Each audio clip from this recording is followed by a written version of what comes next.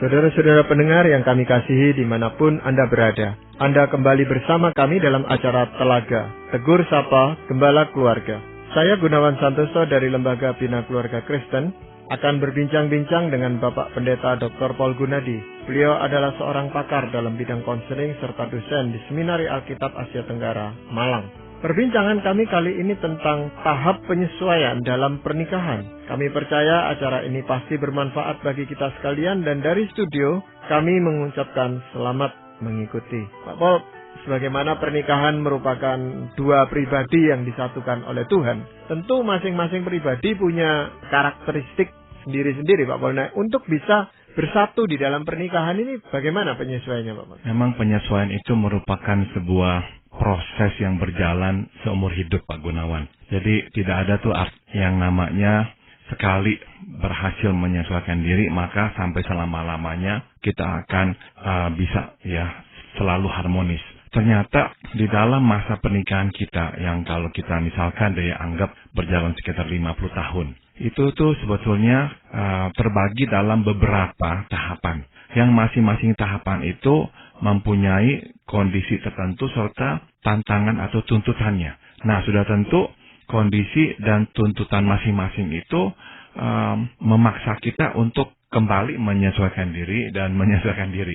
Jadi kita memang harus melewati tahap per tahap dan sebaiknya lah kita dapat yang menyelesaikan masalah di tahapan tersebut agar sewaktu kita naik ke tahapan berikutnya kita lebih bisa menyelesaikan tuntutan di tahapan yang selanjutnya itu. Ya, jadi itu berarti di dalam setiap tahapan waktu kita menyesuaikan diri itu kan ada kemungkinan kita gagal melakukan penyesuaian itu, walaupun pada tahapan yang sebelumnya kita berhasil gitu, Pak Paul. Nah, waktu kita gagal, Pak Gunawan, kegagalan itu tuh biasanya tuh akan kita bawa ke tahapan-tahapan selanjutnya. Dan nantinya inilah yang menjadi problem di dalam pernikahan kita. Jadi sebetulnya kita bisa simpulkan salah satu cara untuk melihat masalah dalam keluarga adalah, atau masalah dalam pernikahan adalah kegagalan kita menyesuaikan diri. Jadi kegagalan dalam upaya menyesuaikan diri lah yang melahirkan problem. Nah, problem yang sudah muncul nantinya akan menggerogoti ikatan antara kita, antara suami dan istri. Kasih sayang, kepedulian, dan sebagainya. Nah, sewaktu kasih sayang sudah tergerogoti, maka sendi pernikahan kita akhirnya makin melemah. Iya, tadi Pak Paul katakan di dalam pernikahan itu ada tahapan-tahapannya itu, Pak Paul. Nah, ini ada berapa tahap dan tahapan itu apa saja? Mungkin Pak Paul bisa jelaskan. Ada 5 tahap, Pak Gunawan, yang akan saya uraikan. Yang pertama adalah tahap pengantin baru. Sudah tentu tahap pengantin baru ini merujuk kepada tahap di mana kita itu baru menikah. Nah, sudah tentu pada waktu baru menikah akan ada hal-hal yang menyenangkan ya. Kita itu tuh sudah mengantisipasi pernikahan kita. Jadi banyak sekali harapan-harapan ya, banyak sekali sukacita yang memang sudah menggelora di hati kita. Nah, sudah tentu itu semua baik. Nah, tapi waktu kita akhirnya menikah, kita hidup bersama, kita menyadari bahwa ternyata hal-hal itu memang tetap ada, namun perlahan-lahan mulai menurun.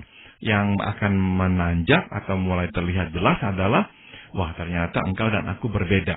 Nah, waktu kita menyadari begitu berbedanya kita, nah kita mulailah sebuah proses pembelajaran, yaitu saling mengenal satu sama lain. Jadi tugas pembelajaran di sini adalah kita mempelajari siapakah pasangan kita dan kita bertanggung jawab menolong pasangan kita mempelajari diri kita. Jadi ini sebuah proses yang seharusnya merupakan sebuah perputaran. Nggak boleh hanya seperti garis yang lurus, yang linear, yang dari titik A berangkat ke titik B. Oh tidak, ini harus seperti lingkaran yang berangkat dari A ke B, kembali ke A, kembali ke B, terus berputar-putar seperti itu. Jadi di satu pihak kita itu mempelajari pasangan kita, di pihak lain kita juga membuka diri sedapat mungkin agar pasangan kita bisa mempelajari kita. Nah, di sini kita belajar satu asumsi bahwa kita itu bertanggung jawab untuk membuka diri supaya pasangan kita dapat mempelajari siapa kita. Nggak realistik kalau kita itu beranggapan kamu ya harusnya tahu dong. Kamu dong yang seharusnya mengerti. Tidak, kita sendiri harus mengeluarkan usaha, membuka diri supaya pasangan kita bisa mengenal dan mengetahui siapa kita. Nah, ini yang pertama yang harus dipelajari di dalam masa-masa pengantin baru. Nah, nanti kita akan lihat lagi yang lain, tapi coba kita bicarakan dulu yang pertama ini, Pak Gunawan. Iya, biasanya dalam waktu pacaran, Pak Pol, ya, itu kan ya juga saling menjajaki untuk mengenal siapa pasangan atau calon pasangan ini gitu, Pak Pol. Apakah itu tidak cukup, Pak Pol? Semakin lengkap, semakin terbuka, semakin kita tidak menutupi pada masa berpacaran, sebetulnya semakin besar kemungkinan proses pembelajaran ini akan berjalan baik dalam pernikahan. Tapi kalau di awal kita sudah menjaga-jaga, menutupi, nah nanti setelah masuk ke pernikahan, biasanya proses pembelajaran untuk saling mengenal ini terhambat. Sebab ada orang yang begini juga, Pak Gunawan. Dia itu tuh siap mempelajari pasangan, tapi enggak terbuka, enggak mau pasangan mempelajari dirinya. Atau ada orang kebalikannya. Ya, pokoknya coba buka diri supaya pasangan mengenal dirinya. Namun tidak peduli untuk mempelajari pasangannya. Nah, di sini dituntut ya dua elemen ini, mempelajari pasangan dan menolong pasangan mempelajari diri kita. Sudah tentu modal dalam masa berpacaran akan sangat berpengaruh di dalam masa-masa pengenalan setelah kita menikah itu. Ya, lagi pula mungkin ini masalahnya tadi yang Pak Pol katakan soal tanggung jawab, Pak Pol, ya. Nah, di masa pacaran tanggung jawabnya kan tidak sebesar setelah kita menikah gitu, Pak Pol. Betul sekali. Dengan bertambah besarnya tanggung jawab ini, ya nanti ya kita juga merasakan tanggung jawab untuk lebih mengenal pasangan dan tanggung jawab untuk lebih membuka diri agar pasangan bisa mengenal diri kita. Nah, ini yang pertama pada masa pengantin baru. Yang kedua adalah pada masa pengantin baru, kita mulai melakukan penyesuaian kebiasaan hidup. Kebiasaan hidup ini adalah hal-hal yang terbiasa kita lakukan tatkala kita hidup sendiri dan tatkala kita hidup bersama keluarga kita dulu. Biasanya, hal-hal ini kita bawa terus ya, sampai kepada pernikahan. Nah, setelah kita menikah, mata kita terbuka. Kita menyadari bahwa pasangan dan kita ternyata memiliki perbedaan tentang kebiasaan-kebiasaan hidup ini. Kebiasaan hidup menyangkut hal-hal yang sepele sampai hal-hal yang serius. Yang serius misalkan dalam hal pengambilan keputusan. Ada yang sangat berbeda. Misalkan ada yang langsung bergerak di dalam proses perjalanan, barulah dia akan mulai menimbang-nimbang, misalnya ya mengkaji ulang keputusannya, dan kalau perlu mundur ya mundur.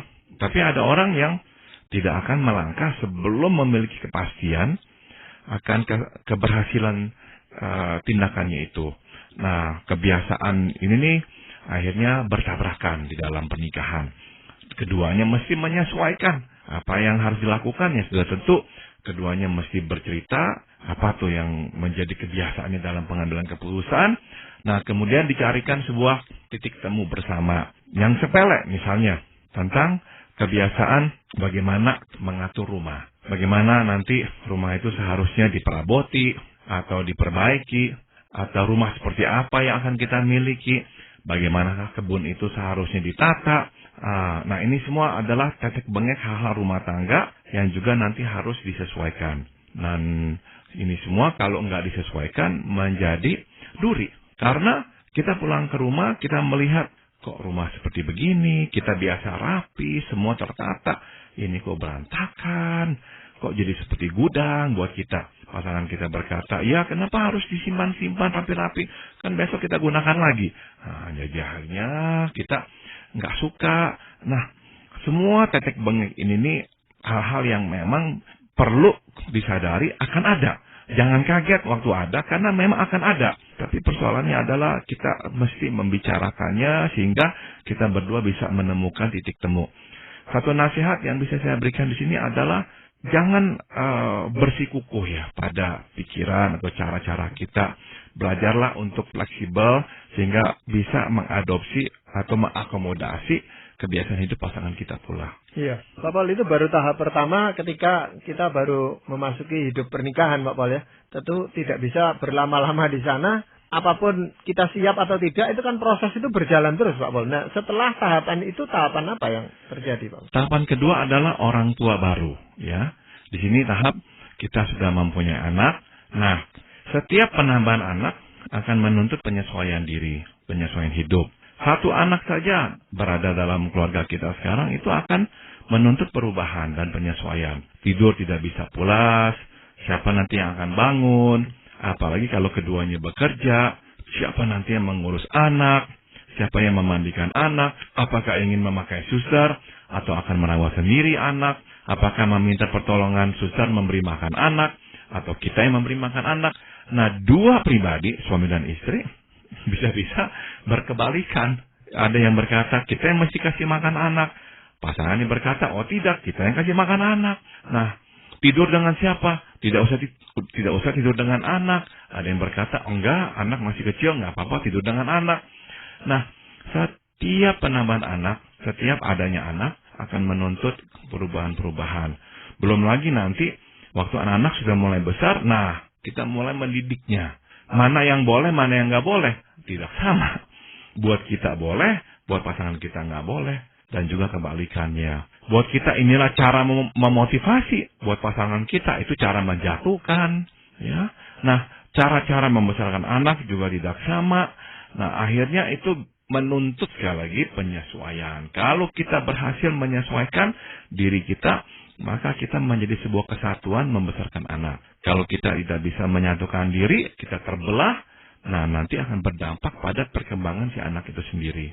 Ya, ada pasangan yang mencoba untuk menunda kelahiran anaknya karena mereka merasa belum saling mengenal gitu. Masih dalam tahap pertama itu tadi yang mereka merasa ini belum terselesaikan, Pak Paul. Tapi mereka memutuskan untuk menunda kehamilan dan menunda kelahiran anak. Apakah itu cukup bijaksana, Pak? Saya kira cukup bijaksana, sebab ada kalanya memang orang belum siap mempunyai anak, Pak Gunawan. Misalkan ya suami yang berpikir, saya tidak mau punya anak dulu. Kenapa? Sebab dia melihat istrinya mudah sekali stres. Jadi dia berpikir, kalau nanti ada anak, ini anak pasti akan menjadi tumpahan stres si istri. Atau ada orang yang baru menyadari setelah menikah bahwa pasangannya itu luar biasa kakunya. Semua harus sempurna, harus sesuai seleranya. Nah, dia mulai berpikir, kalau punya anak, bagaimana ini ya? Anaknya akan menjadi korban. Dia sendiri sekarang sudah menjadi korban. Dan dia nggak mau anaknya nanti menjadi korban. Sehingga akhirnya dia memutuskan tidak mau mempunyai anak terlebih dahulu. Saya kira pemikiran-pemikiran seperti ini baik. Tapi yang lebih baik lagi adalah memang mengungkapkannya. Sehingga baik suami maupun istri bisa mulai membereskan masalah ini. Kalau tidak bisa membereskannya sendiri, carilah bantuan dari pihak lain untuk menolong kita ya. Ya memang kalau ditunda-tunda terus, di satu pihak itu tidak ada kepastian kapan tahap pertama tadi itu bisa terselesaikan. Gitu. Padahal usia kedua orang ini kan terus bertambah, Pak Paul. Belum lagi ada desakan dari keluarga supaya cepat-cepat punya anak dan sebagainya. Nah, ini jadi masalah besar. Betul. Namun tetap keputusan akhir saya kira bergantung pada pasangan itu sendiri. Sebab mereka yang seharusnya tahu ya, kapankah mereka siap untuk mempunyai anak. Salah satu hal lain Pak Gunawan yang juga biasanya terjadi di dalam keluarga di mana ada anak adalah tentang masalah kedekatan. Sebab pada akhirnya seringkali terjadi si ayah dekat dengan anak pertama misalkan. Si ibu dekat dengan anak kedua. Nah, ini menjadi sebuah dinamika tersendiri dalam keluarga. Kalau si ibu melihat, kok si papa itu nggak dekat dengan anak keduanya, dia bisa marah. Kalau si ayah melihat, kok istri saya kok nggak mau dekat dengan anak pertama saya, dia juga bisa marah. Nah, ini bisa menimbulkan lagi ketegangan antara suami istri. Jadi, kedekatan dengan anak sesuatu yang perlu diperhatikan. Sedapat mungkin jangan sampai menunjukkan favoritisme. Jangan memuji-muji yang satu dan merendahkan yang satu. Apalagi ya memuji si anak yang satu karena banyak mirip dengan kita. Dan merendahkan anak yang satu karena mirip dengan pasangan kita. Wah, itu akhirnya menimbulkan masalah. Jadi perlu ya sepasang suami istri ini menjaga kedekatan relasi dengan anak. Jangan sampai sejak anak-anak kecil sudah dimulai pengkubuan. Nah, sebab waktu kita mulai mengkubukan diri di tataran anak ya, dekat dengan anak yang mana, tinggal tunggu waktu, kitanya itu juga akan terbelah dua. Ya, jadi di dalam hal penyesuaian antara suami istri dan anak, ini pihak anak juga harus dilibatkan supaya dia juga bisa menyesuaikan hubungannya dengan orang tuanya gitu Pak Mas. Betul, dan kalau orang tua bisa bersikap netral kepada semua anak, si anak pun akan bersikap netral kepada kedua orang tuanya. Namun kalau orang tua sudah tidak bersikap netral, dia pun tidak bersikap netral nanti kepada orang tuanya. Misalkan kalau si ibu ya sering menjelekkan si ayah, si anak yang dekat dengan si ibu akan berani menjelekkan si ayah. Demikian juga sebaliknya. Jadi yang perlu sekali suami istri menjadi sebuah kesatuan dalam hal-hal mendidik dan dekat dengan anak.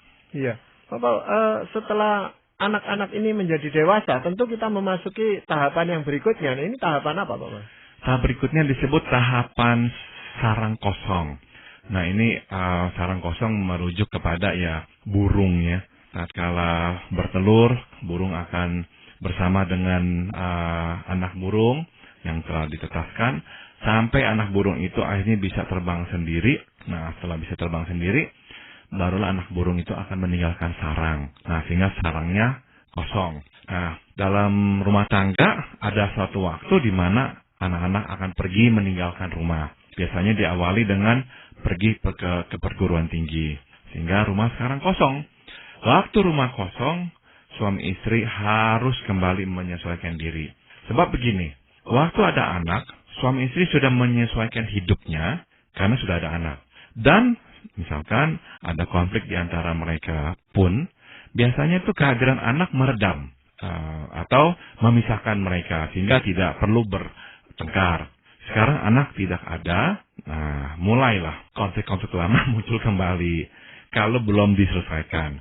Ya, dulu misalkan ingin marah, menahan diri karena ada anak. Sekarang tidak lagi menahan diri kalau marah sebab tidak lagi ada anak. Nah, pada tahap ini kita mesti berhati-hati sebab usia kita sudah parubaya. Energi kita untuk menyelesaikan masalah sudah berkurang. Jadi biasanya pasangan itu tuh cepat sekali menyerah di titik ini. Ya iyalah, masalah yang lama terungkap lagi. Masalah yang lama terungkap lagi. Sudah lebih dari 20 tahun yang lalu tetap menjadi masalah. Nah, keinginan menyelesaikannya menjadi sangat tipis Pak Gunawan. Sehingga akhirnya tuh orang cenderung berkata masa bodoh dah. Itu sebabnya pernikahan pada usia parubaya alias di sarang kosong, kalau nggak hati-hati mudah pecah, mudah bercerai. Dan mudah sekali terjadi pertengkaran di usia ini. Ya, sebab anak-anak sudah meninggalkan rumah dan tidak ada lagi yang mengikat mereka seperti dahulu kala.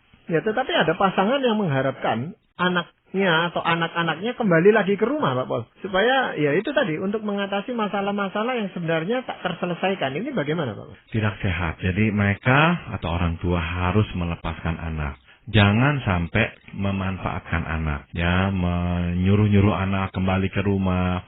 Ya, dengan tujuan di rumah itu dia tidak sendirian. Tadinya dia tidak ada sekutu, anaknya pergi. Nah, sekarang anaknya kembali ke rumah, ada sekutu, bisa ngobrol, bisa membantu, membelanya, dan sebagainya. Tidak benar. Sebab kita tidak boleh menyita kehidupan anak gara-gara masalah kita. Biarlah yang kita sudah lewati, ya udah, ini adalah porsi hidup kita. Jangan kita salurkan porsi penderitaan kita itu kepada anak-anak. Itu tidak benar. Iya. Tahapan yang keempat apa, Pak? Tahapan keempat adalah masa pensiun, Pak Gunawan. Nah, ini biasanya mendekati usia 65 ya. Pada masa pensiun, ya biasanya suami istri sekarang lebih sering di rumah. Nah, begitu lebih sering di rumah, berarti mereka melihat semua dengan lebih jelas. Ya, yang tadinya tidak terlihat, sekarang terlihat. Dulu suami pergi, pulang sore atau malam, sekarang dari pagi sampai malam ada di rumah. Istri dulu nggak melihat apa-apa, sekarang melihat semua. Sebaliknya juga demikian. Nah, banyak lihat, berarti kemungkinannya banyak masalah juga ada. Karena tidak selalu yang dilihat itu tuh cocok, serak di hati. Dulu hanya bertemu malam, misalkan berapa jam saja, tidak melihat sepenuhnya. Sekarang melihat dari pagi sampai malam, wah ilah, belum tentu senang. cara mengerjakan sesuatu dan sebagainya bisa sangat berbeda. Kenapa dapur harus seperti ini? Kenapa masaknya seperti begini? Bukannya begini lebih baik? Ini lebih efisien. Nah, si suami yang di rumah mulai mencampuri urusan si istri. Si istri berkata, dari awal pernikahan ini adalah teritori saya. Kenapa sekarang kamu kok menginvasi, masuk, menginjak-injak teritori saya, mengobrak-abrik, minta saya ubah ini, ubah itu. Nah, perlu penyesuaian kembali. Si istri bisa gerah karena sekarang ada orang di rumah terus-menerus. Dulu hanya perlu pikirkan masakan satu kali saja, misalkan makan malam, makan pagi ya sederhana, suami pergi kerja, makan siang dia sendiri bisa siapkan untuk dia. Sekarang dia mesti siapkan makanan 3 kali sehari.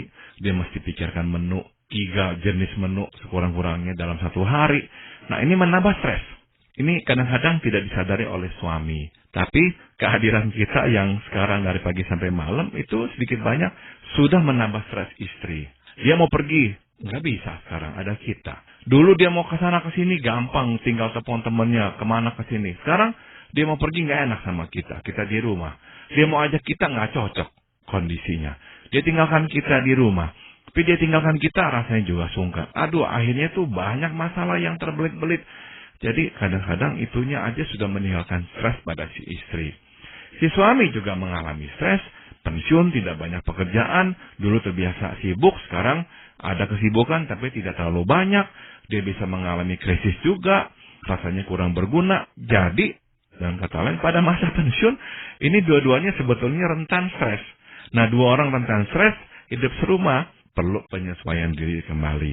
Ya, nah seringkali kan sekarang itu suami istri bekerja gitu Pak Paul ya.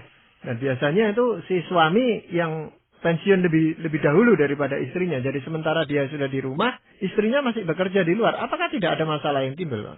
Nah, biasanya karena istri lebih muda, maka istri pensiun misalkan belakangan, si suami pensiun duluan karena usianya lebih tua. Nah, awal-awalnya biasanya ya suami itu waktu baru pensiun bisa saja senang ya, bisa kerjakan yang dia sukai. Tapi umumnya setelah menjalani waktu beberapa lama, dia mulai merasa bosan. Nah, waktu dia merasa bosan dan dia masih bisa melihat istrinya kok penuh dengan energi, banyak yang dikerjakannya, ini bisa mengganggu si suami. Bisa membuat suami merasa, aduh kok saya nggak diperhatikan oleh dia. Dia kok hanya mikirkan pekerjaannya saja dan sebagainya. Nah, ini perlu pembicaraan, perlu kesensitifan, dua-duanya bicara hati ke hati sehingga saling mengakomodasi ya satu sama lain. Iya, tahapan yang terakhir apa Pak Paul? Kematian pasangan Pak Gunawan. Nah, satu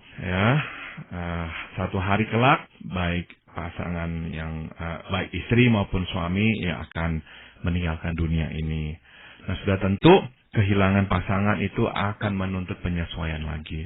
Ya, setelah susah payah menyesuaikan diri pada masa pensiun, udah cocok, sekarang harus pergi. Nah, dia harus hidup sendiri. Nah, itu nggak gampang sekali. Ya, karena apa? Dia terbiasa melakukan semua berdua, sekarang sendiri, terbiasa melihat teman satu-satunya, anak mungkin datang ya seminggu sekali atau apa, sedangkan hari-hari biasa ya dia bersama pasangannya, sekarang pasangannya nggak ada.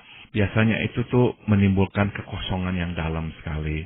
Maka penting pada masa ini, kita benar-benar tuh harus terjun ke dalam kelompok-kelompok di luar rumah kita ya, di gereja, di persekutuan, kita bisa menjadi bagian, sehingga kita bisa mengisi hari-hari kita dengan kegiatan-kegiatan yang lain. Kalau nggak ada kegiatan-kegiatan, waduh di rumah terus-menerus akan menambah penderitaan kita. Ya, tapi dalam hal ini kan penyesuaiannya hanya terhadap dirinya sendiri saja Pak Paul. Kalau tahapan-tahapan sebelumnya itu kan menyesuaikan dengan pasangannya Pak Paul. Namun dampaknya bisa cukup berat karena kehilangan pasangan dan biasa menghadapi hidup berdua, kehilangan pasangan membuatnya kehilangan pegangan hidup Pak Gunawan. Jadi ada orang-orang setelah kematian pasangannya kehilangan arah hidup. Tiba-tiba tuh hidupnya itu kosong, pandangan matanya kosong, seolah-olah apapun yang dilakukannya tidak lagi bermakna buat dia. Karena dulu ya untuk berdua, sekarang untuk sendiri nggak bisa itu. Sehingga kehilangan makna, kehilangan pegangan hidup. Nah, disitulah diperlukan usaha keras untuk dia kembali ya, memegang kembali apa tuh tujuan hidupnya. Nah, sudah tentu kita kembali kepada firman Tuhan.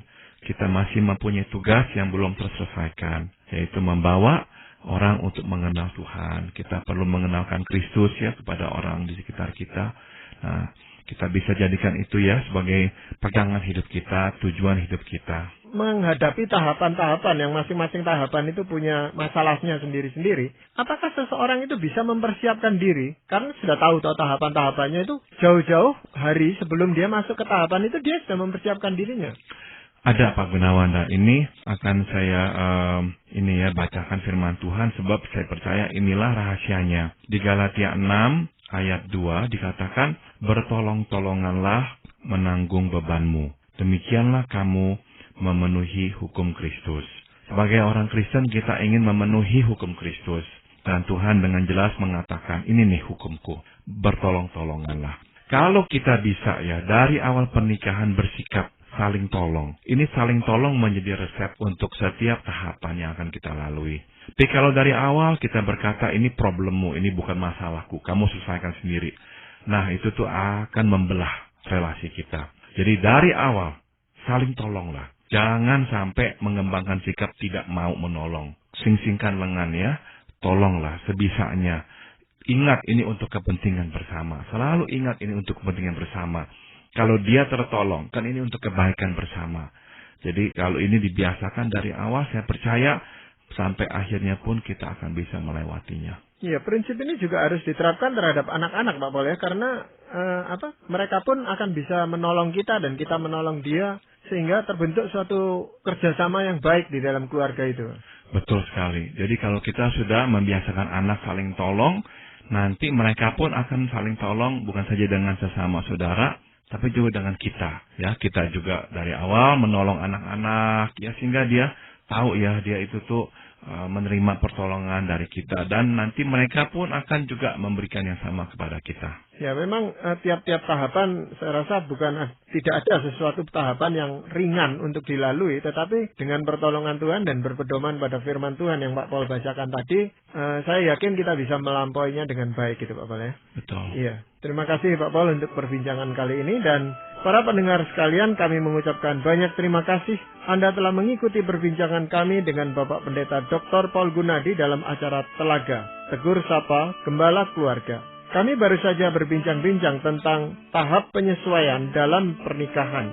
Bagi Anda yang berminat untuk mengetahui lebih lanjut mengenai acara ini, silakan menghubungi kami lewat surat. Alamatkan surat Anda ke Lembaga Bina Keluarga Kristen atau LBKK, Jalan Cimanuk 58, Malang. Anda juga dapat menggunakan email dengan alamat telaga@indo.net.id.